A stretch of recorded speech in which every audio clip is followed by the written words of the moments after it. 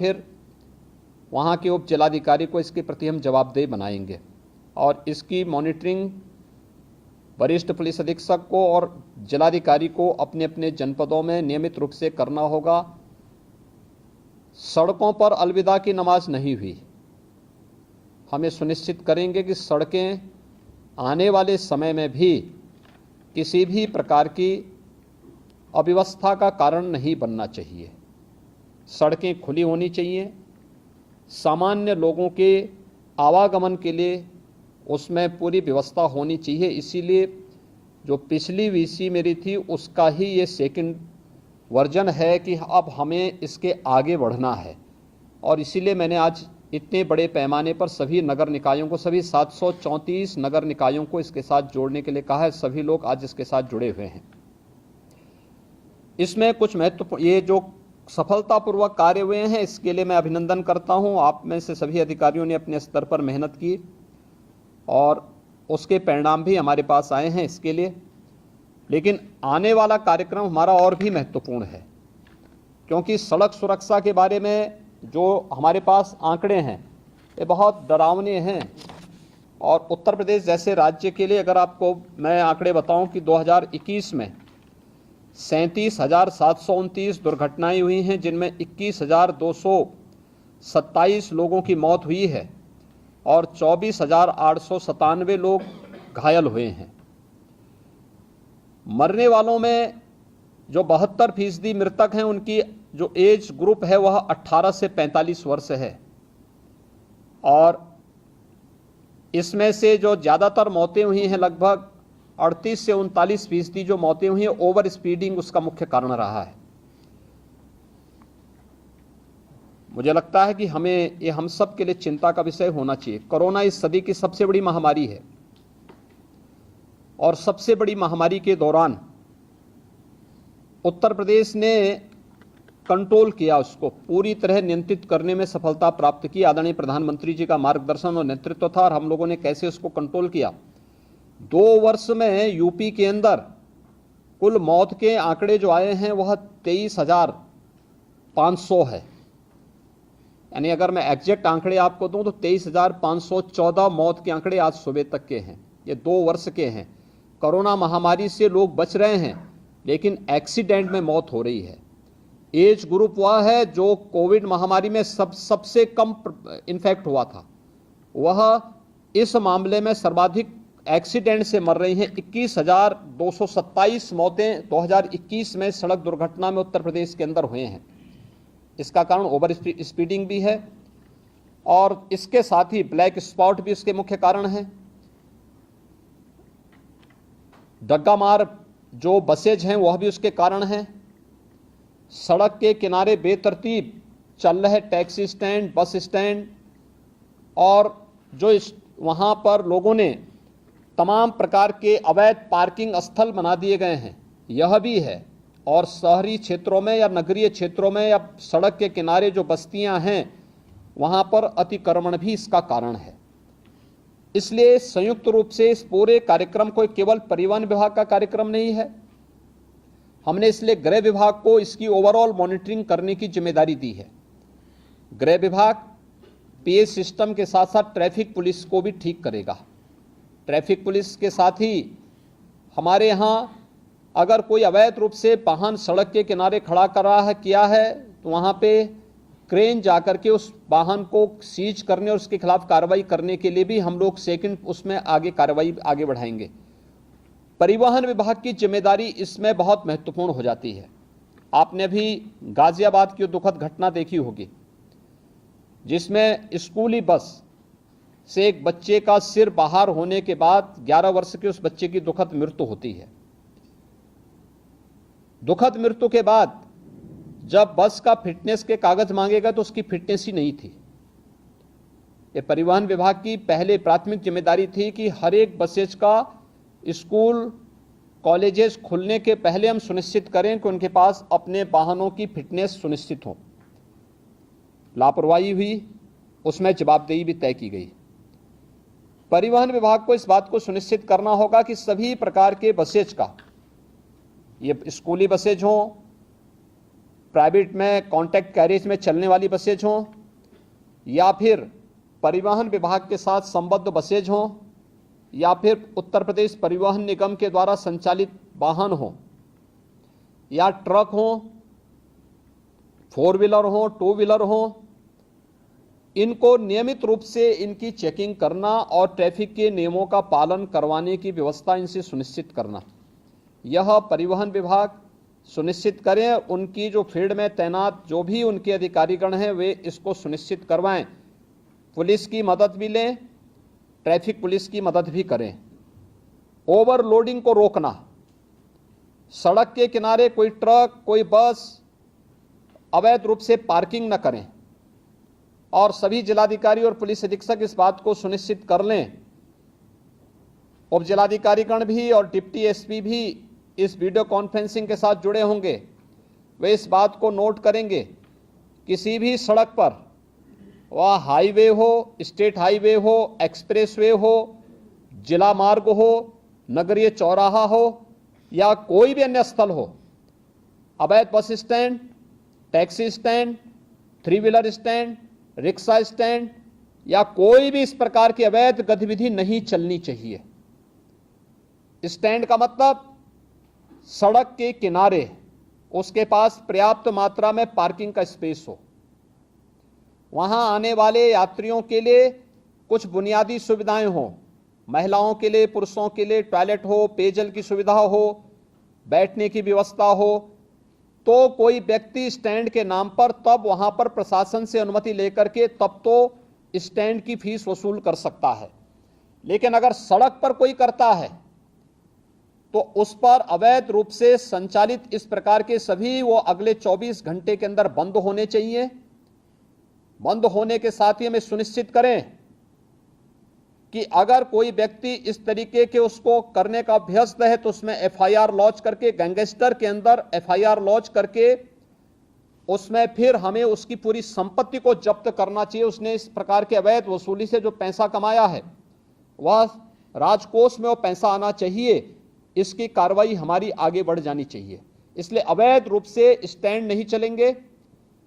लखनऊ अगर हम अयोध्या की ओर से आते हैं या बाराबंकी की ओर से आते हैं या कानपुर की ओर से आते हैं, कई कई किलोमीटर तक हम लोग देखते हैं ट्रक्स खड़े हैं हाईवे के किनारे। क्यों खड़े हैं? बहुत बार एक्सीडेंट के कारण भी बनते हैं। ये सड़क के किनारे कोई वाहन खड़ा नहीं होगा। नियमित पेट्रोलिंग करना, परिवहन विभाग और गृह विभाग इस बात को सुनिश्चित करेंगे, पेट्रोलिंग सुनिश्चित करते हुए सड़क के किनारे कोई भी इस प्रकार के वाहन खड़े नहीं होंगे, उनके लिए पार्किंग का स्पेस उपलब्ध करवाइए, अन्यथा वो सड़क पर चलते रहें। ढाबा भी अगर पार्किंग के लिए स्पेस नहीं है तो ढाबा को भी, इस प्रकार के अवैध ढाबों को भी आप सड़क के किनारे से हटाएंगे। एक्सप्रेस हाईवे हो, पीडब्ल्यूडी से जुड़े हुए मार्ग हो, नगर विकास से जुड़े हुए हो या किसी भी अन्य विभाग से जुड़े हुए मार्ग हो, अवैध अतिक्रमण इनमें से सब जगह हट जाना चाहिए। हर हाल में हम इस बात को सुनिश्चित करें। ये सभी संबंधित विभाग इसके साथ जुड़ेंगे। मुझे आश्चर्य होता है कि बच्चों को पहले स्कूलों में ट्रैफिक के नियमों के बारे में जानकारी बताई जाती थी। आज ये सभी चीजें पाठ्यक्रम से एक प्रकार से नदारद सी हो चुकी हैं। मैंने प्राथमिक शिक्षा, माध्यमिक शिक्षा, उच्च शिक्षा, इन सभी से मैंने कहा था कि हर जनपद में प्रधानाचार्यों की ट्रेनिंग का एक कार्यक्रम, मुझे विश्वास है कि सभी जगह हुआ होगा। जिन लोगों ने ट्रेनिंग ली है, विद्यालय के प्रिंसिपल होंगे, प्रधानाचार्य होंगे, प्राचार्य होंगे, वे सभी अपने अपने विद्यालयों में ट्रेनिंग के साथ साथ बच्चों में अब एक हम लोग हैंडबिल हर जनपद में सूचना विभाग की तरफ से भेज रहे हैं। इस हैंडबिल का प्रकाशन हर एक बच्चे के पास ये हैंडबिल पहुंच जाए, कॉमन मैन के पास भी पहुंचे, चौराहे पर जहां पर हमारे पब्लिक एड्रेस सिस्टम हो वहां पे भी ये पहुंचे। हमें क्या करना है, क्या नहीं करना है, अच्छा हैंडबिल बनाने का प्रयास हुआ है। बच्चों को बताने की व्यवस्था, उनको स्कूल में बताना, हम सड़क पे चल रहे हैं, हमें कैसे चलना, पैदल चल रहे हैं, कहां से हमें सड़क क्रॉस करनी है।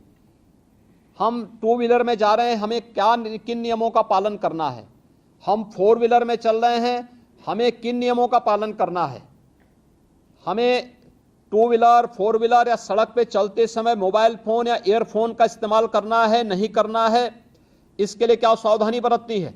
ये सभी चीजें सामान्य जानकारी है। इन सभी सामान्य जानकारियों को अगर हम स्कूली बच्चों को देंगे तो वे बच्चे अपने घर में अपने अभिभावक को भी बताने में थोड़ा सफल हो सकते हैं, बता सकते हैं। और हर एक स्कूल कॉलेजेस में इस प्रकार की डिबेट भी होनी चाहिए, कार्यक्रम भी होने चाहिए। अगले 2 दिन विद्यालय चलेंगे, उन 2 दिनों के अंदर हम इन कार्यक्रमों को वहां पर लागू करने का प्रयास करें। कहीं प्रभात फेरी निकले, कहीं इस पे टॉक हो, कहीं यहां पर डिबेट हो, कहीं यहां पर कुछ अन्य कार्यक्रम चलने चाहिए। ये स्कूल कॉलेजेस की एक जिम्मेदारी बनती है और इसके बारे में हमें प्रतियोगी कार्यक्रम भी वहां पर आगे बढ़ाने चाहिए। इसके अलावा हम इसमें तमाम अन्य संगठनों का भी सहयोग, स्वयंसेवी संगठन होंगे, सड़क सुरक्षा से संबंधित जानकारी देने वाले तमाम अन्य सामाजिक संगठन होंगे, उनका भी हम इसमें मदद लें। इसमें हम लोगों से इस बात को सुनिश्चित करें कि सड़क स्टंट करने की जगह नहीं है। ओवर ब्रिजेज या फ्लाईओवर के ऊपर जो स्टंट होते हैं, जो युवा स्टंट कर रहे हैं अपने बाइक से, हर हाल में इसको रोकना। बाइक से चल रहे हैं तो हेलमेट अनिवार्य करने की आवश्यकता है, बताने की आवश्यकता। 1 सप्ताह अवेयरनेस के कार्यक्रम चलाइए, पहले अवेयरनेस, और फिर अगर अवेयरनेस के बाद आपको लगता है कि अब हमें इन्फोर्समेंट की आवश्यकता होती है तो उसके बाद फिर हमें इस कार्यक्रम को उसके बाद फिर आगे बढ़ाना चाहिए। इसलिए पब्लिक एड्रेस सिस्टम को सक्रिय करने और उनका उपयोग करने के लिए ही हमने इस बारे में कहा। हैंडबिल का वितरण, होर्डिंग्स लगाना, हर एक जनपद में, हर एक चौराहे पर, हर एक स्तर पर सूचना विभाग से इसके बारे में पूरी जानकारी लेकर के सावधानी बरतने की दिशा से अच्छे होर्डिंग्स परिवहन विभाग के द्वारा, गृह विभाग के द्वारा, नगर विकास विभाग के द्वारा, पीडब्ल्यूडी के द्वारा, अन्य सभी संबंधित शिक्षा विभाग के द्वारा, इनके द्वारा हर एक स्तर पर लगाने की आवश्यकता है। इसके पोस्टर बनाए जा सकते हैं, एलईडी में, एफएम रेडियो पर, लोकल स्तर पर इसके हम तमाम कार्यक्रम इसके आगे बढ़ा सकते हैं। ये चीजें हम सुनिश्चित करें। परिवहन विभाग इस बात को सुनिश्चित करे कि जो वह ड्राइविंग लाइसेंस देते हैं हम ऑनलाइन तो दें, लेकिन इस बात को सुनिश्चित करें कि ट्रैक पर भी हम उनकी एक बार देखें कि वह इस योग्य है कि नहीं है कि हम उसे ड्राइविंग लाइसेंस दे सकें। अन्यथा खैरात के भाव बांटने की वो बंद करिए और आरटीओ के कार्यालय दलालों से मुक्त हो, किसी भी प्रकार की दलाली की गतिविधि वहां न चले। इस बात को भी हर एक जनपद में जिलाधिकारी और पुलिस अधीक्षक की टीम सुनिश्चित करें। ओवरलोडिंग को रोकने की कार्रवाई, जहां से ओवरलोडिंग हो रही है उसी केंद्र पर रोकना। ऐसा नहीं कि आप सड़क पे लेके आ रहे हैं और सड़क पर लेकर आने के बाद फिर सड़क पर अवैध रूप से जाम लग रहा है, लंबा जाम में लोगों को फंसना पड़ रहा है। जहां से हो रहा है वहां से आप बोलिए कि 5 टन की क्षमता है तो उसमें 15 टन नहीं जाएगा या 10 टन नहीं जाएगा। जितनी क्षमता होगी उसी हिसाब से आप उसको रिलैक्सेशन दे सकते हैं, लेकिन उससे ज्यादा नहीं। सड़कें खराब होती हैं और फिर उसके बाद जहां मर्जी आती वहां वो अपना ट्रक और अपना वाहन खड़ा करके शेष अन्य लोगों के भी आना जाने को पूरी तरह बाधित करते हैं। अच्छा होगा जिस दिन स्कूल कॉलेजेस बंद होंगे उस दिन हम अभिभावकों के साथ भी इस प्रकार की चर्चा करें, सड़क सुरक्षा पे चर्चा करें कि आप अपने पाल्य को लेके स्कूल आ रहे हैं तो कम से कम हेलमेट पहन करके आएं। बाइक से आ रहे हैं हेलमेट पहन के आएं, 4 व्हीलर से आ रहे हैं तो सीट बेल्ट को लगा करके आएं। बच्चे को सड़क सुरक्षा के बारे में, कहां से सड़क क्रॉस करनी है इसके बारे में जानकारी दें। ऐसा नहीं कि कहीं भी वो क्रॉस कर रहा है और बिना देखे चल रहा है, चपेटे में आएगा तो उसके बाद फिर बोलने की आवश्यकता नहीं। इन चीजों को हम उसके बारे में देखें। सड़क सुधार से संबंधित जो अन्य मामले हैं जिसमें लोक पीडब्ल्यूडी का है, एनएच का है, एनएचईआई है, यूपीडा है, ईडा है, इसमें ब्लैक स्पॉट को सुधारने की कार्रवाई। ब्लैक स्पॉट के बारे में हम लगातार कहते रहे हैं। साइनेजेज कहां पे हमें लगाने हैं? पहले सड़कों पर वाहन कम थे, हर एक जगह लगाया जाता था। आगे अंधा मोड़ है, आगे पुल है, आगे स्कूल है, आगे हॉस्पिटल है, आज ये सभी साइनेजेस हट चुके हैं। इसको फिर सभी संबंधित विभाग अपने अपने उसमें सुनिश्चित करें। आगे बाजार है, ये सभी चीजें लगनी चाहिए। स्पीड कितनी होनी चाहिए, स्पीड लिमिट भी उसमें लिखें। हमें तय करना होगा कि कोई भी ओवर स्पीडिंग ना हो, इसके कारण किसी की गति सीमा के बारे में हम सुनिश्चित करें, अवैध ढाबों के बारे में हम सुनिश्चित कर लें। और इसके अलावा हमें इन चीजों के बारे में भी तय करना होगा कि टोल प्लाजा में ओवर स्पीडिंग और ओवरलोडिंग के बारे में हमें इन चीजों को वहां पे सुनिश्चित करना होगा। ब्रेथ एनालाइजर को भी उपयोग करके चालकों के परीक्षण की कार्रवाई को करना। खनन विभाग के साथ मिलकर के हमें जनपद के अंदर इल्लीगल माइनिंग को रोकना और इल्लीगल माइनिंग के साथ साथ ओवरलोडिंग को भी उसके साथ रोकना है। जिलाधिकारी, पुलिस अधीक्षक माइनिंग विभाग के साथ मिलकर के इसको सुनिश्चित करेंगे हर जनपद में कि इल्लीगल माइनिंग भी नहीं होनी है और ओवरलोडिंग भी रोकना है। पहले अवेयरनेस के कार्यक्रम करें और वहां पे उसके पहले जहां से शुरू हो रहा वहीं से आप इस कार्यक्रम को शुरू कर देंगे। सड़कें अपने आप साफ सुथरी दिखाई देंगी। इसके अलावा स्वास्थ्य विभाग की भी इसमें बड़ी भूमिका होनी है। स्वास्थ्य विभाग एम्बुलेंस की सेवा, जैसे एक्सप्रेस हाईवे पर यमुना एक्सप्रेस वे है, Agra Lucknow express way, Purvanchal express way, इन सभी पर अतिरिक्त एम्बुलेंस इन विभागों ने भी दी है और स्वास्थ्य विभाग भी इसके साथ सुनिश्चित करें, जिससे रिस्पांस टाइम को कम करना। गोल्डन आवर के अंदर ही व्यक्ति को अगर दुर्भाग्य से कहीं कोई एक्सीडेंट हो गया है, उसे हम ट्रॉमा सेंटर या किसी उच्च हायर सेंटर में पहुंचा करके उसके जीवन को बचाने की कार्रवाई वहां पे सुनिश्चित कर सकें। ट्रेन्ड मैन पावर, हेल्थ विभाग को मैंने कहा था, इन सभी एक्सप्रेस हाईवे से जुड़े हुए विभागों को भी मैंने कहा था कि वे इस चीज को सुनिश्चित करें। NHAI भी इसके साथ जुड़े, कैसे इस कार्यक्रम को हम आगे बढ़ा सकते हैं, इन चीजों को सुनिश्चित करें। अवैध पार्किंग के बारे में हमें इस पर अवश्य विचार करना होगा। अब हम लोग आते हैं खासतौर पर 734 जो नगर निकाय हैं। देखिए, नगर निकायों पर शासन पैसा देता है। नगर निकायों को कैसे आप आत्मनिर्भर बना सकते हैं, इसके बारे में नगर विकास विभाग ने कुछ कार्रवाई प्रारंभ की है। सभी ईओ और प्रत्येक नगर पंचायत, नगर पालिका और नगर निगम के साथ जिला प्रशासन कोई नोडल अधिकारी दे करके सुनिश्चित करें कि शासन के द्वारा जो आदेश दिए गए हैं उसका पालन सुनिश्चित करवाना, उसकी इनकम को बढ़ाने की कार्रवाई करना, उन्हें आत्मनिर्भरता की ओर ले जाना। हर एक नगर निकाय आत्मनिर्भर हो सकता है, प्रयास हो। वर्षों से जमे हुए बाबुओं को थोड़ा इधर उधर भी हटाइए, जंग लग चुकी है उन पे, और जंग अपने आप हटेगी। इसलिए उसको आप ठीक कर देंगे तो उसको स्थानीय स्तर पर इस कार्रवाई को करना। अवैध स्टैंड जितने भी होंगे इसको हटाने की कार्रवाई एक अगले 24 घंटे के अंदर अवैध स्टैंड तो हम हर हाल में हटा दें। कहीं भी अवैध स्टैंड नहीं चलने चाहिए, कहीं भी, हाईवे पर, एक्सप्रेसवे पर, स्टेट हाईवे पर, नगर निकाय के अंदर कहीं भी नहीं चलने चाहिए। किसी जिला मार्ग पर कहीं भी ना चले, इस बात को हम सुनिश्चित करें।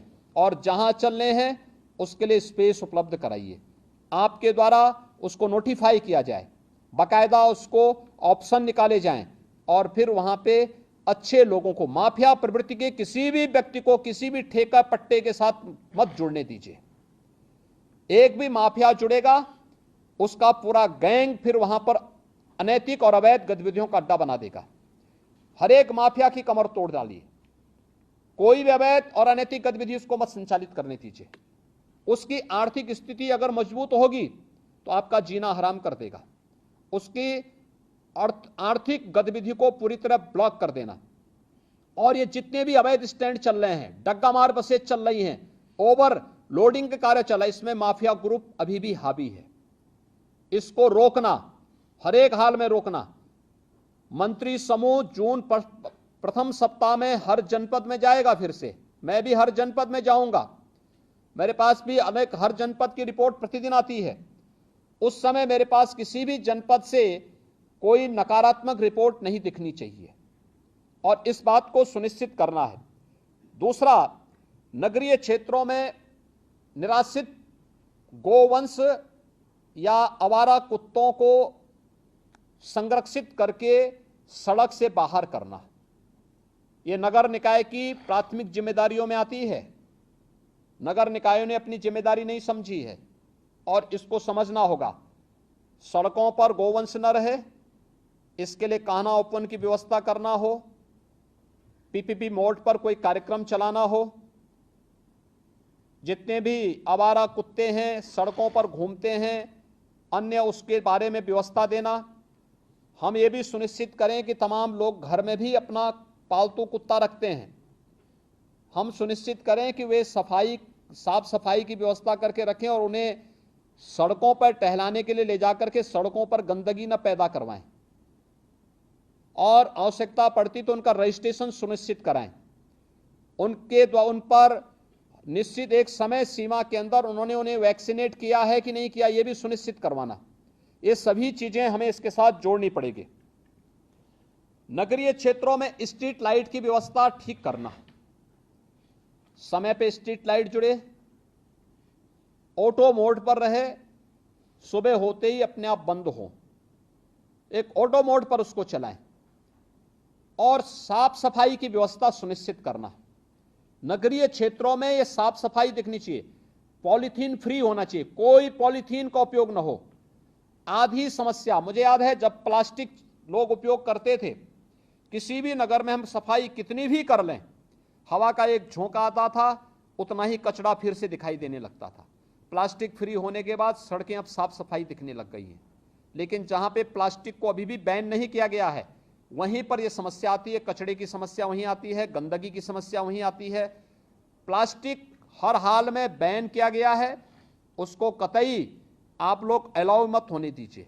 हर नगर निकाय वहां का जिस उप जिलाधिकारी के अधीन आ रहा है वो उप जिलाधिकारी, वहां के डिप्टी एसपी, जिलाधिकारी और पुलिस अधीक्षक इस बात को सुनिश्चित करेंगे कि इसको हम लोग किसी भी स्थिति में वहां पे नहीं चलने देंगे और उसको वहां से हटाएं और साफ सफाई की व्यवस्था सुनिश्चित करें।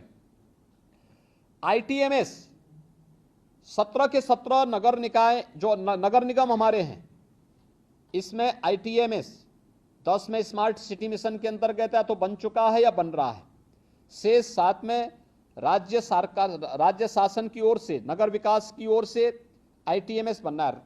आईटीएमएस को सेफ सिटी के साथ जोड़ना, गृह विभाग के साथ जोड़ना और सभी नगर 17 के 17 नगर निगमों के साथ साथ नोएडा, ग्रेटर नोएडा में भी हम इसको सुनिश्चित करवा लें कि इसको हम सेफ सिटी के साथ जोड़ेंगे और सेफ सिटी मिशन के अंतर्गत हम इस कार्यक्रम को आगे बढ़ाएंगे। हम जो सिटी के अंदर होर्डिंग लगाते हैं, बेतरतीब होर्डिंग बंद करवाइए। देखिए, स्मार्ट सिटी मिशन की एक शर्त है ये कि बेतरतीब होर्डिंग हटनी चाहिए और हमें हर हाल में इसको सुनिश्चित करना होगा। हर एक नगर निकाय के अंदर हम इसको सिस्टम के साथ जोड़ें। हम वहां पर इस बात को सुनिश्चित करें कि कहां पे हमारी होर्डिंग लगनी है, कहां पे हम लोग उसको स्क्रीन के साथ जोड़ सकते हैं, कहां पर हम उसको अन्य उसके साथ जोड़ सकते हैं, जिससे नगर के अंदर घुसते ही अच्छा दिखाई दे। कोई भी नगर निकाय ऐसा होना चाहिए जो आपका वहां की स्वच्छता ही वहां का पहला प्रतीक बन जाए। नगर निकाय के कार्यालय, वहां का भवन उस पूरे नगर निकाय के बारे में एक जानकारी दे सके, इसलिए उस पर ध्यान देना। उन वहां को जोड़ने वाली सड़कों को ठीक रखना, उसके सुंदरीकरण की प्लानिंग करना, उसको बेहतर तरीके से आगे बढ़ाना, जेब्रा क्रॉसिंग के निर्माण की कार्रवाई को सुनिश्चित करना। पूरे स्टेट के अंदर हमें सुनिश्चित करें और खासतौर पर नगर निकाय के अंदर उससे जुड़े हुए अन्य मार्गों पर भी कि जो हमारे स्पीड ब्रेकर बनते हैं सड़कों पर, एक कमर तोड़ू न बनाएं, एक टेबल टॉप स्पीड ब्रेकर बने। अगर कोई बीमार व्यक्ति है उसको भी परेशानी नहीं होगी, लेकिन साथ साथ हम अगर मार्किंग करते हैं वहां पर तो स्पीड अपने आप लिमिट हो जाती है। लेकिन जब वह कमर तोड़ू बनाते हैं तो कोई बीमार व्यक्ति जा रहा है उसके लिए बड़ा, या कोई बच्चा है, कोई गर्भवती महिला है, उसके लिए खतरनाक हो सकता है। इसलिए हमें पीडब्ल्यूडी को भी, नगर विकास को भी और अन्य सभी संबंधित विभागों को यह सुनिश्चित करना होगा कि कहीं भी हमें ये कमर तोड़ू स्पीड ब्रेकर नहीं दिखने चाहिए। इनको हटा दीजिए, जितनी जल्दी हटाइए उसको, हटा करके वहां पर हम, क्योंकि जब आप इस प्रकार की स्पीड ब्रेकर देते हैं तो उस स्पीड ब्रेकर से बचने के लिए लोग साइड से जाते हैं और फिर वहीं एक्सीडेंट का कारण भी बनता है। ये भी एक ब्लैक स्पॉट है आपका, ये जो आपके द्वारा दिया गया है। यानी ब्लैक स्पॉट केवल सड़क इंजीनियरिंग की खराब स्थिति का मुख्य कारण नहीं होता है, ब्लैक स्पॉट का कारण एक गलत स्पीड ब्रेकर भी होता है। इसलिए स्पीड ब्रेकर टेबल टॉप होने चाहिए, जिससे कोई भी व्यक्ति वहां जाए आसानी से स्पीड कम करते हुए बहुत आसानी से उसको पार कर लेता है, और उस पर भी हमें ध्यान देना होगा। नगरीय क्षेत्रों में हमारी जो परिवहन की व्यवस्था है, सिटी बस सेवा है, इसको लोगों के लिए सरल बनाना, सुलभ बनाना और सुरक्षित भी बनाना। इलेक्शन के दौरान मैं कानपुर के अंदर देख रहा था, 2 बार वहां पर एक्सीडेंट हुआ, और एक बार तो जो सिटी बस सेवा वहां पे इलेक्ट्रिक बस सेवा है उससे जुड़ा हुआ व्यक्ति ने जबरदस्ती 6 लोगों को कुचला था वहां पे। और उस दौरान कानपुर के अंदर प्रशासन की संवेदनशीलता देखने को मिल रही थी कि कितनी तेजी के साथ वे लोग वहां जा रहे थे। यानी मुझे यहां से इलेक्शन के बावजूद मुझे बोलना पड़ा कि आप लोग वहां क्यों नहीं पहुंचे। 11-12 घंटे के बाद फिर उनकी उपस्थिति वहां हो रही। ये दिखती है कि हम कितने संवेदनशील हैं। नगर निकाय इस बात को सुनिश्चित करें कि सिटी बस सेवा को संचालित करने वाला जो ऑपरेटर है उससे जुड़े हुए जो भी लोग हैं, हमें उनकी पुलिस वेरिफिकेशन जरूर करानी चाहिए। किस पृष्ठभूमि के हैं, आपराधिक मानसिकता के तो नहीं है, क्योंकि कानपुर में जो भी घटना घटित हुई ये आपराधिक मानसिकता की दृष्टि से हुआ था, और इस प्रकार की आपराधिक गतिविधियों को रोका जाना चाहिए। 6-6 लोग कुचले जा रहे हैं सिटी बस सेवा से, ये बहुत दुर्भाग्यपूर्ण स्थिति है और ये चीजें नहीं स्वीकार की जानी चाहिए। इसलिए इन बातों को सुनिश्चित तो हमें करना होगा, ये परिवहन की दृष्टि से हम लोग सिटी के अंदर करें। अब जो हम लोगों को नगर के अंदर करना है, बहुत महत्वपूर्ण कार्य है ये। 2 कार्यों के लिए हर एक नगर निकाय के अंदर, बड़े नगर निगम है, जिलाधिकारी, पुलिस अधीक्षक, व्यापार मंडल के साथ अलग अलग बैठक करें, स्ट्रीट वेंडर के साथ बैठें, नगर आयुक्त को भी अपने साथ ले लेंगे, एडीएम सिटी होंगे, सिटी मजिस्ट्रेट होंगे, एसपी सिटी होंगे, इनको भी अपने साथ ले लेंगे और इनके साथ बैठक करके, अलग अलग क्रम में बैठक करके हमें सुनिश्चित करें कि कोई भी व्यापारिक प्रतिष्ठान सिटी के अंदर अपनी परमिसेस के अंदर ही रहेगा, उससे बाहर न हो। सड़कें खाली दिखनी चाहिए। सड़क में लोग अपना अंदर का सामान सड़क पे रख करके नहीं बेचेंगे, किसी को भी हम सुनिश्चित करवाएंगे। और अपनी परमिसेस में रह करके हम पहले बातचीत करें, संवाद बनाएंगे। इस संवाद के दौरान हमें इस बात के लिए भी उनको तैयार करना होगा। 2 चीजें हो सकती हैं, हर एक क्षेत्र में अलग अलग व्यापार मंडल होते हैं, उनको भी विश्वास में लीजिए, उनके साथ बैठना, संवाद बनाना और उनसे 2 अनुरोध करना। एक, सुरक्षा के बारे में, रात्रि के लिए अगर गार्ड वे लोग भी रख सकें, वे 500-600 दुकानें हैं, अगर वे लोग महीने में 100-100 रुपया भी जमा करेंगे तो 500 रुपये में एक बड़ी राशि खड़ी हो सकती है। 2 गार्ड वे लोग रात्रि के लिए खड़ी कर सकते हैं और उनको पुलिस से वेरिफिकेशन अगर आप करा देंगे, पुलिस के साथ उनकी तालमेल होगी तो रात्रि के लिए। दूसरा, सीसीटीवी कैमरा, बड़े प्रतिष्ठान में सीसीटीवी कैमरा लगाना। हर बैंक में, हर वित्तीय संस्थान में, हर बड़े व्यावसायिक प्रतिष्ठान में सीसीटीवी कैमरे की आवश्यकता और इसको उनके साथ लगवाना। दूसरा, व्यापारिक गतिविधि अपने प्रेमिसेस के अंदर ही होगा, बाहर सड़क पे नहीं। सड़क में सामान फेंक करके फैला करके लोग जो बेचते हैं, इसको हर हाल में अगले एक सप्ताह के अंदर हमें इसे समेटना होगा और वे अपने प्रेमिसेस के अंदर करेंगे। पार्किंग की व्यवस्था सुनिश्चित करना हर एक जगह, सड़कों पर पार्किंग ना हो, 2 व्हीलर 4 व्हीलर या बसेज खड़ी करने की जो परंपरा है इसको रोकें। कॉमन मैन को चलने के लिए सड़क आप दीजिए। दूसरा, स्ट्रीट वेंडर के साथ संवाद बनाना। जितने स्ट्रीट वेंडर हैं प्रदेश के अंदर, हमने लगभग 8 लाख स्ट्रीट वेंडर ऐसे हैं जिस स्ट्रीट वेंडर को हम लोगों ने पीएम स्वनिधि की योजना के अंतर्गत जोड़ा है। मेरा मानना है प्रदेश के अंदर स्ट्रीट वेंडर की संख्या लगभग 15 लाख से के आसपास है। ये सभी स्ट्रीट वेंडर के साथ बैठना, अलग अलग मार्केट में अलग अलग स्ट्रीट वेंडर का ग्रुप काम करता है। कोई रेलवे स्टेशन के पास करता है, कुछ बस स्टैंड के पास काम करता है, कोई अन्य जगह काम करता है। इस स्ट्रीट वेंडर के साथ भी बैठने की व्यवस्था करना और स्ट्रीट वेंडर के साथ बैठक करके इनके व्यवस्थित पुनर्वास को सुनिश्चित करना। मैंने पहले भी कहा था, हर एक स्ट्रीट वेंडर का रजिस्ट्रेशन आप सुनिश्चित करवा दीजिए। हर एक स्ट्रीट वेंडर का अगर रजिस्ट्रेशन है तो उसका व्यवस्थित पुनर्वास भी करना। व्यवस्थित पुनर्वास, नगर निकाय की तमाम लैंड खाली पड़ी होंगी, वहां पर आप ले जाइए और वहां पर उन लोगों को सुनिश्चित करिए। सड़क के किनारे न हो, पटरी के किनारे न हो, नाली के किनारे कुछ भी नहीं होना चाहिए।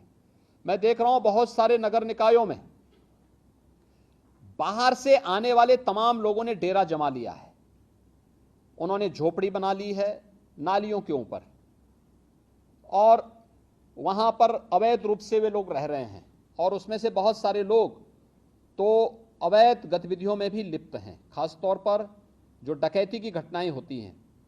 याद करिए, अभी हम लोगों ने लखनऊ में 2 वर्ष पहले जो रैकेट पकड़ा था वो रैकेट था बांग्लादेश का, और वही लखनऊ में डकैती डाला था। लखनऊ के बाद फिर अलीगढ़ में डाला था, अलीगढ़ के बाद फिर उसका हाथरस में, फोन उसका हमारे सर्विलांस में आ गया था और फिर उसका एक व्यक्ति, उसके साथ का एक व्यक्ति बांग्लादेश वापस भी पहुंच गया था। यानी 3 जगह हत्या करके डकैती डालने के बाद उनमें से एक व्यक्ति बांग्लादेश पहुंच गया, एक व्यक्ति बाद में हमारे हत्थे भी चढ़ा था। यानी ये चीजें दिखती हैं कि हम लोग कैसे आंखें बंद करके चलते हैं। सड़क के किनारे कौन डाल रहा है झोपड़ी, कोई पता नहीं होता हम लोगों को। लोकल स्तर पर जवाबदेही सुनिश्चित करें, नगर निकाय अपना एक अधिकारी तैनात करें और पुलिस की जो लोकल पुलिस है, लोकल थाना, उसकी जवाबदेही सुनिश्चित करें। एक बार अतिक्रमण हट गया है, व्यवस्थित पुनर्वास हो गया, दोबारा अगर कोई झोपड़ी डाल रहा है, दोबारा कोई वहां पे अतिक्रमण कर रहा है, उसी समय उसके खिलाफ कार्रवाई सुनिश्चित करिए। जो व्यक्ति पुलिस का हो, नगर निकाय का हो, उस क्षेत्र में स्वच्छता के साथ जुड़ा होगा या उस क्षेत्र का इंस्पेक्टर होगा, कोई तो सुपरवाइजर होगा, कोई तो होगा। ऐसा तो है नहीं कि नगर निकाय इतना बड़ा उसके पास मैन पावर है और उसका कोई व्यक्ति सुपरविजन करने वाला नहीं है। यह हम सुनिश्चित करें कि कोई भी व्यक्ति फिर से वहां पर वो न करने पाए। ये अवैध गतिविधियों का केंद्र बिंदु नगर निकाय के किनारे, सड़क के किनारे झोपड़ी डाल करके दिन भर वहां पर लोग अपनी तमाम गतिविधियों को संचालित कर रहे हैं, ये कतई नहीं हो सकता। और संवाद बना करके, जो पहले से चले आ रहे स्ट्रीट वेंडर हैं, संवाद बनाइए और फिर उनको 2, 3, 4 स्थान दिखाइए। तमाम स्पेस हैं आपके पास, उन स्पेस में से किसी एक जगह व्यवस्थित पुनर्वास करिए। उनके लिए छोटे छोटे अगर आप लोग वहां पे दुकानें बना सकते हैं, कुछ अच्छे मॉडल खड़ा कर सकते हैं, उनको एक निश्चित किराए के साथ, महीने में आप 50 रुपये 100 रुपये, नगर निकाय की इनकम भी बढ़ेगी, सफाई कर्मी दे दीजिए और वे व्यवस्थित रूप से वहां बसेंगे। सब्जी मंडी है या कोई भी इस प्रकार की मंडी है, उसको भी व्यवस्थित रूप से करना, सफाई के साथ जोड़ना, एक सिस्टम के साथ जोड़ना, अपनी परमिसेस में ही उसकी अनुमति देना। कहीं ट्रांसपोर्ट नगर है, ट्रांसपोर्ट नगर जहां है वहीं से ट्रांसपोर्ट की गतिविधि हो। सिटी के अंदर कब आना है, कब उन्हें अपलोड करना है, कब डाउनलोड करना है, इन सभी चीजों को एक निश्चय उसके साथ आप बना करके तय करें और संवाद बना करके तय करें। व्यापार मंडल को विश्वास में लीजिए, चैम्बर ऑफ इंडस्ट्रीज को लीजिए, चैम्बर ऑफ ट्रेडर्स को विश्वास में लीजिए, स्ट्रीट वेंडर को व्यवस्थित पुनर्वास के लिए उनको विश्वास में लीजिए और देखना चाहिए कि अगले 15 दिन के अंदर प्रदेश के अंदर कोई भी नगर निकाय के अंदर हम जाएं, कोई माननीय मंत्री जाएं तो साफ सुथरा दिखना चाहिए, एक सिस्टम दिखना चाहिए, स्वतःस्फूर्त भाव के साथ गतिविधियां चलती हुई दिखाई देनी चाहिए। स्मार्ट सिटी के पीछे प्रधानमंत्री जी की जो मंशा है कि हमारी सिटी कैसे दिखनी चाहिए, उस प्रकार की मंशा को आप वहां पे पूरा कर सकते हैं। और इसको लागू करने के लिए आज मैंने ये वीडियो कॉन्फ्रेंसिंग में आप सबको बुलाया है और इसमें हर एक स्तर के अधिकारी की जवाबदेही सुनिश्चित होगी, इस बात को सुनिश्चित करेंगे। एक जो मामला मेरे पास आ रहा है जो बहुत गंभीर मामला है, इसको आप सुनिश्चित करेंगे।